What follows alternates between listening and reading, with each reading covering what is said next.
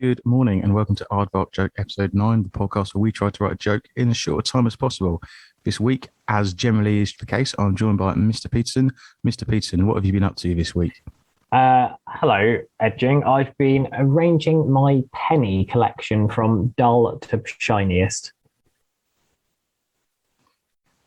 And the topic that we're going to try and write a joke about this week is something that is essentially, I don't know which phrase to use, is annoyed my goat or something similar to that.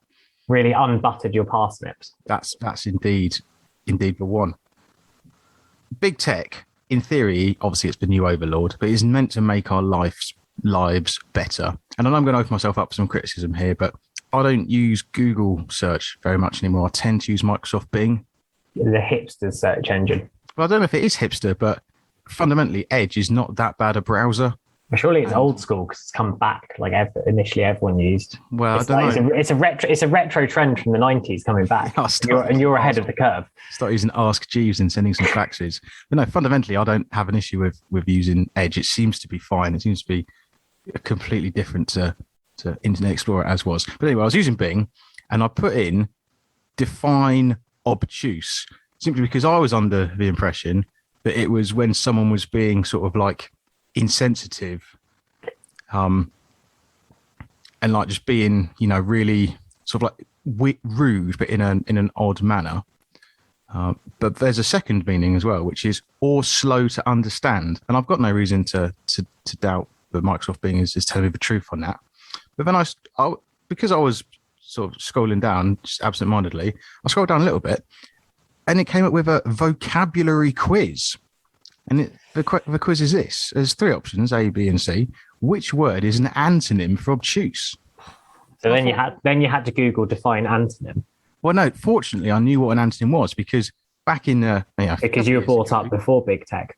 No, well, because big tech, certainly Google, started giving... If you put in, say, define word, it would give you, like, the top link would be sort of thesaurus.com or Oxford English Dictionary, anything like that. But then Google started putting, before the search results, it would give you some synonyms and some antonyms. And I thought that was all right. That was quite a convenient thing. But why is it giving me a quiz? Why is it giving me homework? Yeah. Genuinely. And I go to big tech for answers, not more problems. Actually, I don't know what an antonym for obtuse is. I mean, I did, but I might not if I was Googling some really sophisticated word. It's like going to the doctor and the doctor just gives you herpes. That's not why you go to the doctor. You go to the doctor to solve that kind of problem, not to get more problems of, here's some more. I assumed it wasn't like the doctor giving you herpes. It was the doctor giving you a textbook going, it's one of these three things that's probably wrong with you. Go and do your own research. To be fair, we do live in an age where I do my own research has become the catchphrase of the internet, especially around viral infections. Come back with your hypothesis. Fingers crossed you're right. Yeah, that's a very good diversion because I was basically going to go on a rant saying it's like the fire service doing arson, police doing crime. No, we're done with them. We're done with slagging them off.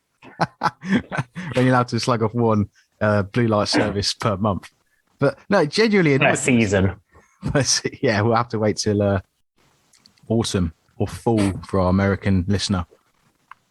But fundamentally, like it just genuinely annoys me. But big tech. I mean, things like manipulating search results, I understand there's potentially some sort of reason behind it. And fundamentally, they're always going to have to do some manipulation just in case people start gaming their algorithms and say, you know, I don't know how Google works these days, but you do hear stories of back in the day where people were able to manipulate Google potentially by spamming websites or chat rooms or something like that with phrases to really upset the results. So I understand there's some sort of requirement for it, but to just go out and not only give me the definition for obtuse, but to give me more words, I need to go and find the definition for an antonym of. It just really winds me up. Yeah, because I mean, at the end of the day, none of us learned to spell because the computer did it for us. Exactly. See also mental maths. Just give them a calculator, aren't we? And do you know what? You don't get any SAS from a Casio. I'm sure other calculator brands are available. Yeah, but not good scientific ones, to be honest. I don't know what the you could get a graphical one as well. Throwback. If someone's on Wolfram Alpha, then they're probably past the calculator. They're doing some absolute next level stuff. And I bet they're not getting sassed at the same time going, ooh, oh, you could do it that way, but have you considered doing it a different way? No advice, just like, oh, are you sure your maths is correct? But yeah, it annoys me. Also, yeah, when you are searching on search engines and you spell a word incorrectly, it's just like, oh, did you mean this? Of course I meant that. You passive aggressive search engine. Just search it for me. Not like, oh, you spelt it incorrectly, you silly so and so. But don't worry, I'm so clever. I'm automated. I've already searched the other thing for you. Just cut out the middle and cut out the sass. Search it for me.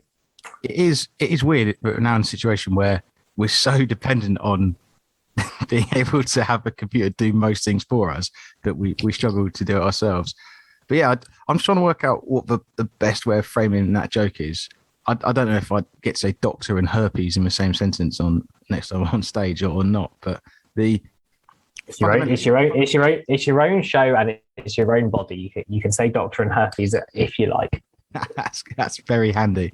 But fundamentally, the way that I think this is something that is a great unknown, actually, is that everyone kind of understands the premise of things like a Facebook wall. And I'm not saying I was an early adopter of Facebook. Obviously, it started in US colleges, but I'm sure there was a time back in the early days of MySpace when fundamentally, if I scrolled down, I saw all of the posts from everyone I was friends with in some sort of chronological order, even if that was absolute drivel. Whereas now, everything is so tweaked that, I mean, look at YouTube. You can subscribe to someone, which was the case for a long time, but now I've also got to hit the bell icon for notifications. I mean, you've got 3 levels of that. So setting things up. And people should do that with our podcast. I mean, I can't recommend that they waste their time, but I like the enthusiasm. But yeah, and if I knew what our YouTube handle was, I would be plugging it right now. But fundamentally, like, I don't know if it's kind of mirrors the growth of car technology, but you were told back in the day, if this is a contract, you add people as friends, you see their activity on your news feed. And over time, we've got further and further away from that basic version of reality. But they never sort of mentioned it. I mean, there might have been some sort of weird pop-up like, we've made your, homepage more fun. Yeah, fun. It's not a size. It's not a definition. Nothing like that. And this more happened now for so long. This happened for so long, but I don't really know how the inner workings of everything is so opaque. I don't know if it's, as I was saying with cars, it's all the computers now potentially rather than the actual engine or something, but it is quite frustrating. I mean, there is still an engine in most cars. There is. I don't know how electric cars work. Well, I think they're like Dodgems, aren't they? So they suck the electricity out of the metal floor, and that's absolutely, yeah. It's like electric, I think. But there's also the magnets and Bill Gates. So yes, of course. I don't know how. Sorry, if I got my conspiracy. Have I got my conspiracy theories mixed up again? Yeah. I was wondering whether actually the comedy isn't in that. It's in terms of where big tech are going wrong. It's more linking it back to every other day life. So like if you're in the supermarket and you ask someone, so effectively the same Bing situation is you've gone to the supermarket, you've asked the lady or gentleman who works there, can you tell me where the tomato puree is? They then show you, but they then stand in front of the tomato puree and go, before you can have this tomato puree, you've got to show me where the bananas, the fresh tomatoes, and the balsamic vinegar are. It's to my extent, it's effectively like that. It's a good point. Or it's like going to fill your car up with petrol, and he goes, sure, you can have the petrol if you can correctly distill it from this bit of crude oil. Can you tell me what an octane rating actually is? Yeah, exactly. Oh, so you've used petrol before, right? The other thing that it kind of reminds me of a little bit of your supermarket analogy with did you mean this? Is if you went to Morrison's or Sainsbury's or somewhere else, said, oh, where are the tins of beans? They go, oh, don't you mean the cans of beans? Have you got any lemonade? Do you mean lemon lime soda? Oh, yeah. Or if you go to a generic fast food restaurant, for example, McDonald's, and you say, can I have a quarter pounder of cheese? They just go, did you mean a Big Mac? Is that like being in France? They say, do you mean a Royale with cheese? Yeah. Or they just start judging you. You go to a pizza restaurant and go, can I have a margarita, please? They're like, did you mean a quattro stagione? Yeah, like, we don't really want clients like you. I'm seeing your choice, but it's fundamentally flawed. And I think this area is where the comedy is, rather than just sort of, isn't big tech complicated and supposed to make our lives easier, but actually it's being a sassy little so and so. I agree with you, and I think we've covered enough in the supermarket analogy and with the doctor's trip, but we've got something to go on. So I think we're going to pause it there. 37.5 hours later. Joke time. I was on the computer the other day and I Googled on Bing, define obtuse. Don't judge me. I had a little moment. I couldn't remember which way around obtuse and acute were. One of them things.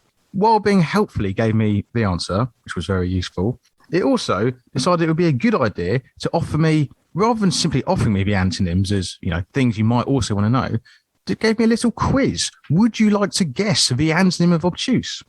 No, Bing, I wouldn't. I go to my search engine to get solutions to my problems, not create more problems. It's like going to the doctor and them giving you disease. That's not how it works. It's expressly the opposite way around. Imagine being in the supermarket. Excuse me, madam, could you tell me where the tomato puree is? I can, but only if you can tell me what aisle the balsamic vinegar's on. What sort of ridiculous setup is this? I think it's quite concerning as well, actually. The way that big tech just expands and expands into every kind of orifice of your life and keeps making more and more ridiculous decisions. When I'm 80, I'll be in the nursing home trying to negotiate with Microsoft Riddle Engine. Bravo. I did particularly like the use of balsamic vinegar. It's definitely one of the more comedy foods or foodstuffs out there. So thank you very much for contributing that, because I would have gone for something boring like bananas.